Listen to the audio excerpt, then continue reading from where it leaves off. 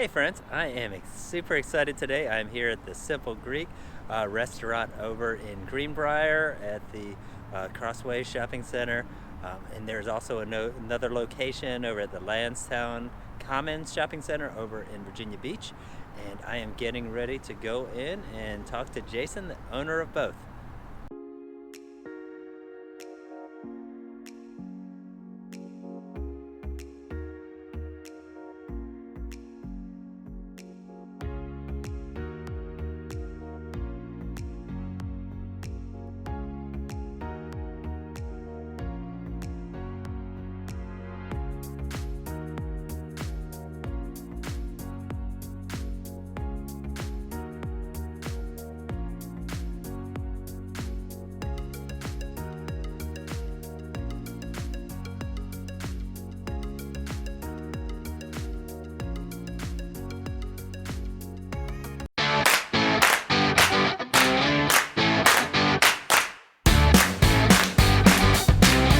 So I'm here with Jason, the owner of the Simple Greek here and the place in Lansdowne Commons too.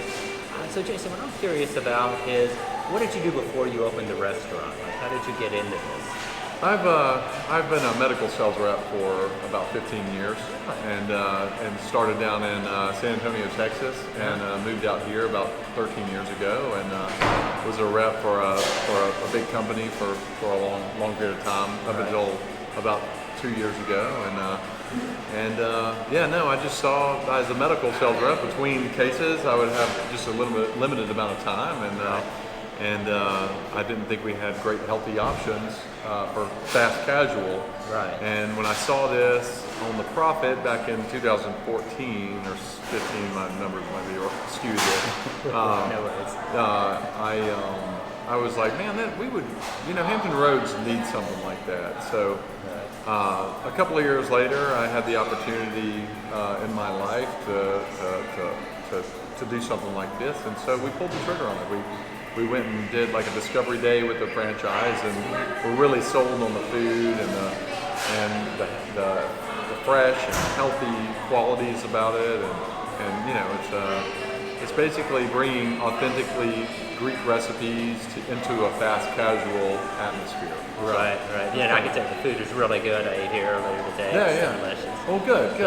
Now, and you had mentioned, so did you open this one in Greenbrier first, correct? I opened this one in October of 2018, and we did a full-scale build-out here, and it took us a couple of months, and we opened this one in October, and then and it did super well, and catering just kind of blew up, and our ticket sales blew up. So yeah, and then my broker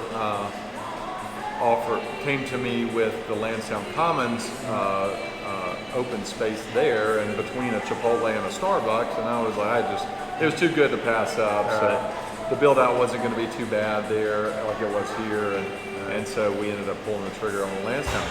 So you said you're broker. So are there brokers for franchises? Because I have no idea exactly how that works. Yeah, it's a commercial broker. Her name's Karen Milowski. And so she basically sells different franchises, or specifically this? They broker the franchise, the agreements for commercial properties. So I got in touch with her, and I said, look for me.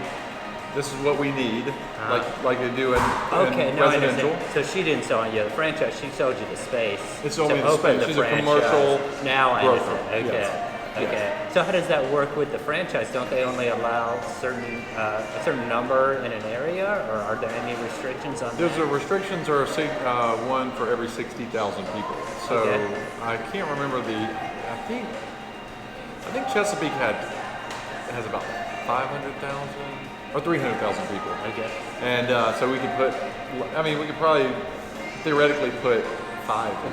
Right. And then it's like, Virginia Beach is like 500,000 people, so you can put a whole lot more there. So I'm trying to, I'd like to put one wherever there's like a Target, for example, Okay. So do you have the rights to the whole area?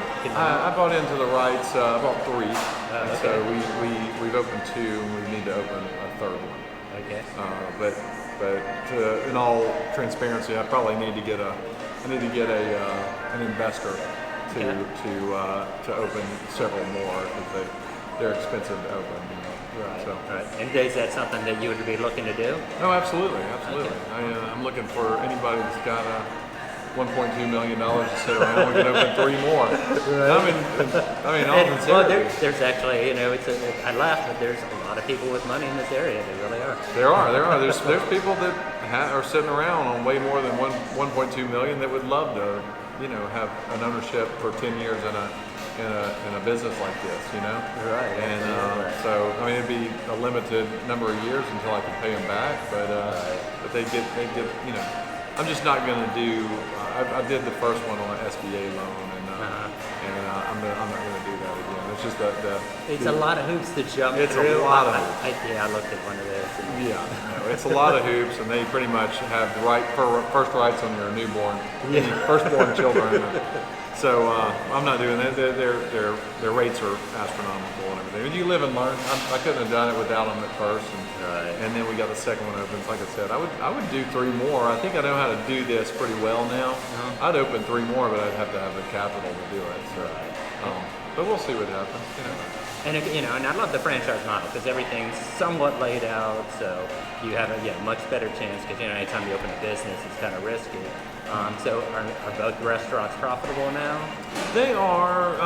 They're getting there. I would say that they're paying for themselves, which makes my CPA happy.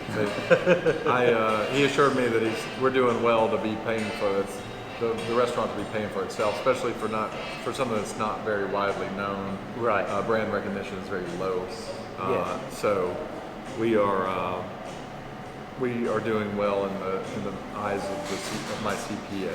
Right. So yeah, it's a growing brand. Right. So besides this, do you have any other businesses? I have real estate, a couple of different real estate businesses that I'm involved with, and for rental properties. Okay. So you're kind of a serial entrepreneur. to some degree. So do you look at expanding into any other areas, or right now are you just focused on the Simple Greek restaurant, expanding that? I would expand the Simple Greek. Like I said, I would open up 3 more. I think probably one in to service the Harborview Western Branch area. Yeah. I would like to open one up in the Hilltop area, and then one in kind of somewhere very strategically put in the Get College Avenue type kind of area. So I would love to do that. But real estate, at the end of the day, real estate's probably the easiest. If I want an easy life, then real estate's the easier avenue. No doubt about it. Yeah, it kind of takes care of itself. And you get it, less you get it risky. moving. A little bit of maintenance, and that's about it. So, but no, the restaurant's been a lot of fun. It's been a roller coaster for sure. And so what have you run into that's just been like a total shock in the restaurant business and kind of caught you out of left field? Employees.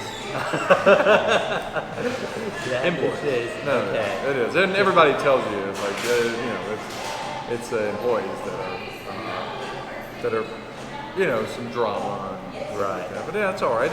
You kind of weed through you can find the good ones after a while. It takes a little while, and getting good general managers is key. And we tried to be the general managers for a little while. I just ran us ragged, and so we now have good general managers at the Simple Greek in Chesapeake and the Simple Greek in Virginia Beach. So, yeah, that makes sense. That's what I would. There's somebody who I follow, Darren Hardy, and he's like, to be successful, you got to quit.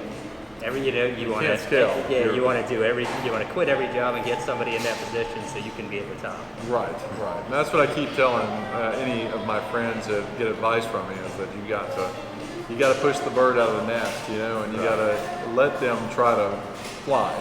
And if they hit the ground, you just got to help them back up and get them back in the nest and push them out again. And if they do the same thing again, you got to replace them.